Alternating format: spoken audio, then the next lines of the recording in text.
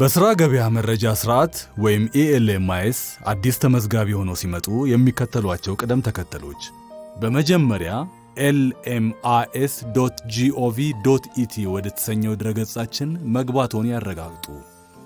በድረገጻችን የፊት ገጽ በርካታ መረጃዎች ሲኖሩ በዋናነት ለመመዝገብ የሚጠበቅቦት የመጀመሪያው ተግባር ሎጊን የሚለውን መጫን ነው። ሎጊን የሚለውን እንደተጫኑ በቀጥታ ወደ ሌላ ገጽ ያመራሉ። በዚህ ገጽ ለምዝገባ መሰረታዊ የሆነው ተግባር ሳይን አፕ የሚለውን ይጫኑ። ሳይን አፕ የሚለውን ሲጫኑ በሚመጣለው ገጽ የሚያገኟቸው ክፍት ቦታዎች በአማራጭነት የኢሜል አድራሻን እንዲሁም በአስገዳጅነት የሞባይል ስልክ ቁጥሩን ማስገባት ያስፈልጋል። በመቀጠል እርስዎ ብቻ ሊያስታውሱት የሚችሉት አዲስ የሚስጥር ቁጥር ስልክ ቁጥሩን ካስገቡበት ክፍት ቦታ ስር በማስገባት እንዲሁም ከታች ባለው ክፍት ቦታ በድጋሚ ያስገቡትን የሚስጥር ቁጥር በመድገም ሲያረጋግጡ ሳይን አፕ የሚለውን ይጫኑ። ሳይን አፕ የሚለውን እንደተጫኑ ይህንን ገጽ የሚያገኙ ሲሆን እንዲሁም ባስገቡት የሞባይል ስልክ ቁጥሮ 4 ማረጋገጫ ቁጥሮችን የያዙ የጽሑፍ መልእክት ይደርሶታል። በዚህ ገጽ ባስገቡት የሞባይል ስልክ ቁጥሮ የተላከሉን ባለ 4 ዲጂት ቁጥር የሚያስገቡበት ክፍት ቦታዎች ያገኛሉ። በሞባይል ስልኮ የተላከሉን ባለ 4 ዲጂት ቁጥር ሳይሳሳቱ ያስገቡ። በመቀጠል ቬሪፋይ የሚለውን ይጫኑ።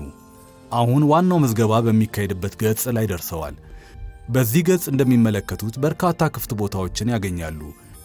በመጀመሪያዎቹ 3 ክፍት ቦታዎች በእንግሊዘኛ ቋንቋ በቅደም ተከተል የእርሶን ስም፣ በመቀጠል የአባቶን እንዲሁም በሶስተኛው ክፍት ቦታ የአያቶን ስም ያስገቡ። በሁለተኛው ረድፍ ክፍት ቦታዎች በአማርኛ ቋንቋ የእርሶን፣ የአባቶንና የአያቶን ስም በቅደም ተከተል ያስገቡ። ልብ ይበሉ፣ በእንግሊዘኛና በአማርኛ ቋንቋ ስሞን ማስገባት ግዴታ ሲሆን በሌሎች ቋንቋዎች ሙሉ ስሞን ማስገባት ከፈለጉ እንደ አማራጭ የቋንቋ ምርጫ የሚያገኙበት ስፍራ በዚሁ ገጽ ያገኛሉ።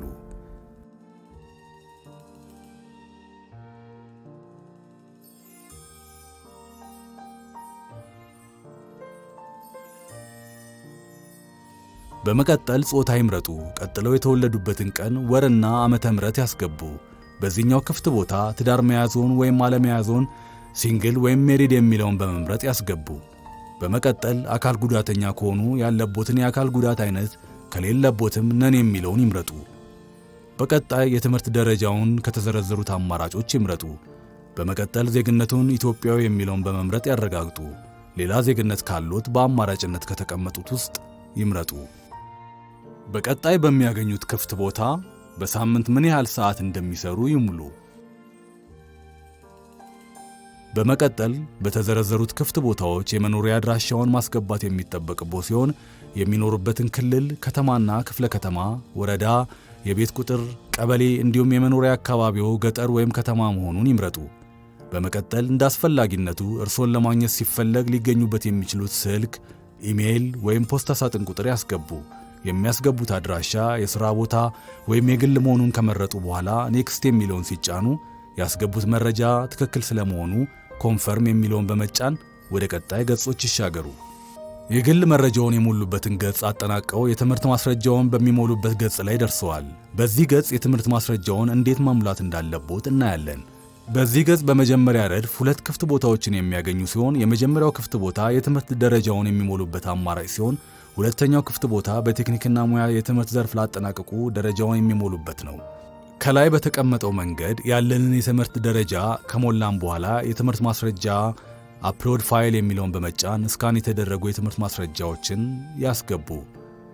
የትምህርት ማስረጃችሁ ከአንድ በላይ ከሆነ አድ የሚለውን በመጫን ሁሉንም የትምህርት ማስረጃዎች በማስገባት መቀጠል ይችላሉ። በዚህ ገጽ ያጠኑትን የትምህርት ዘርፍ፣ የተማሩበትን ተቋም፣ ትምህርቱን ሲያጠናቀቁ ያገኙትን ውጤት፣ ትምህርቱን የጀመሩበትን ጊዜና ያጠናቀቁበትን ጊዜ፣ የተማሩበትን ተቋም የት ሀገር እንደሚገኝ፣ የተመረቁበት ተቋም የመንግስት ወይም የግል መሆኑን ከሞሉ በኋላ የትምህርት ማስረጃውን በፒዲኤፍ አፕሎድ በማድረግ ሲጨርሱ ደን የሚለውን ይጫኑ። ደን የሚለውን ተጭነው የሥራ ማስረጃውን የሚሞሉበት ገጽ ላይ ከመሻገሩ በፊት ከዚህ በፊት በሥራ ላይ እንደነበሩ ወይም አሁንም በሥራ ላይ መሆኑን የሚጠይቅ ጥያቄ የሚያገኙ ሲሆን ለእነዚህ 2 ጥያቄዎች ምላሽ ከሞሉ በኋላ ኮንፈርም የሚለውን ሲመርጡ የሥራ ማስረጃውን ወደሚሞሉበት ገጽ ይመራዎታል። በሥራ ዓለም ላይ ካልነበሩ ያለ ሥራ የቆዩበትን ጊዜ የሚሞሉበት ክፍት ቦታ በአማራጭነት ተቀምጧል። በዚህ ገጽ የሥራ ማስረጃውን መሙላት የሚያስችሉ ክፍት ቦታዎች የሚገኙ ሲሆን የሰሩባቸውን ተቋማት፣ ሲያገኙ የነበሩትን የደሞዝ መጠን፣ ስራ የጀመሩበትን ቀን፣ ድርጅቱን ከለቀቁ የለቀቁበትን ጊዜ፣ የለቀቁበትን ምክንያት፣ በተቀጠሩበት የሥራ መስክ ለምን ያህል ጊዜ እንደሰሩ፣ በመጨረሻም የሥራ ማስረጃውን በፒዲኤፍ አፕሎድ ካደረጉ በኋላ ሌሎች የሥራ ማስረጃውን ለመሙላት አድ የሚለውን በመጫን መቀጠል ይችላሉ። የሥራ ማስረጃውን ሞልተው ካጠናቀቁ ፊኒሽ የሚለውን በመጫን ወደ ቀጣዩ ገጽ ይሻገሩ። በዚህ ገጽ ያሉትን የተለያዩ ክህሎቶች የሚሞሉበት አማራጮች የሚያገኙ ሲሆን ያሉትን ክህሎት እንዲሁም የያዙት ክህሎት በምን ደረጃ ላይ እንደሚገኙ ሙሉ። ያሉት ክህሎት በደረጃ መቀመጥ የማይችል ከሆነ ኖት አፕሊካብል የሚለውን ይጫኑ። ይህን ሲያጠናቅቁ ክህሎቱን የሚያሳይ ሰርቲፊኬት ካሎት አፕሎድ የሚለውን በመጫን መረጃውን ይጫኑ። ያሉት ክህሎት ቁጥራቸው ከአንድ በላይ ከሆኑ አድ የሚለውን በመጫን የክህሎቱን ቁጥር በዚህ መልኩ ማብዛት ይችላሉ። ሲጨርሱ ደን የሚለውን በመጫን ወደ ቀጣይ ገጽ ይሻገሩ። በዚህ ገጽ የሚያገኟቸው ጥያቄዎች ይዘታቸው ምዝገባ ለማድረግ ያነሳሳው ምክንያት የሚጠይቁ ሲሆን ሥራ ለማግኘት ወይስ ኢንተርፕራይዝ አካል ሆነው ለመመዝገብ እንደሚፈልጉ፣ እንዲሁም ምን አይነት የሥራ አይነቶችን እንደሚፈልጉ፣ የሥራ ዘርፍ አይነቱን፣ ሥራ ለማግኘት የሚመርጡት ከተማ መምረጥ ይኖርቦታል። ፍሪላንስ ሆነው መስራት የሚፈልጉ ከሆነ ሰልፍ ኢምፕሎይድ የሚለውን ይምረጡ። ይህን ገጽ በአግባቡ ሞልተው ሲያጠናቅቁ የምዝገባ ሂደቱን 50 ከመቶ አጠናቀዋል።